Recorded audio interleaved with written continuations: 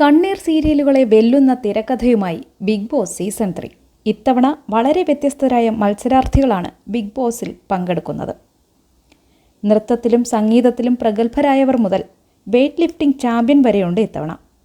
കൂടാതെ ശബ്ദം കൊണ്ട് മലയാളി കുടുംബങ്ങളിലെ അംഗത്തെ പോലെയായ ഭാഗ്യലക്ഷ്മി ചേച്ചിയുമുണ്ട്. ഈ അടുത്ത കാലത്തായി ശ്രീമതി ഭാഗ്യലക്ഷ്മി വാർത്തകളിൽ നിറഞ്ഞു നിന്നിരുന്നു. എന്തിനാണ് ഇങ്ങനെ തെറിക്കുന്നത്? നമ്മളൊന്നും വീട്ടിലൊന്നും ഒരു എടി എടാ പോടാ പോടി എന്ന് പോലും അറിയില്ല. ഞാൻ എന്റെ മക്കളെ പോലും എടാന്നൊന്നും ഞാൻ വിളിക്കാറില്ല. എടുത്തു വെച്ചിട്ടാണ് സ്ത്രീകളെ തെറി പറയുന്നത്.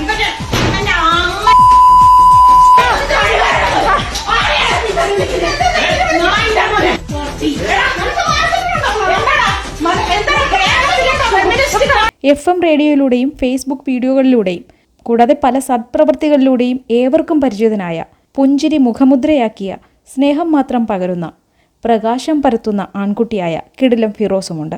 എന്നാൽ ആദ്യ എപ്പിസോഡിൽ തന്നെ 2 സ്ത്രീകളെ കരയിച്ചുകൊണ്ട് പ്രേക്ഷകരെ കയ്യിലെടുക്കാൻ ശ്രമിക്കുകയാണ് ബിഗ് ബോസ്.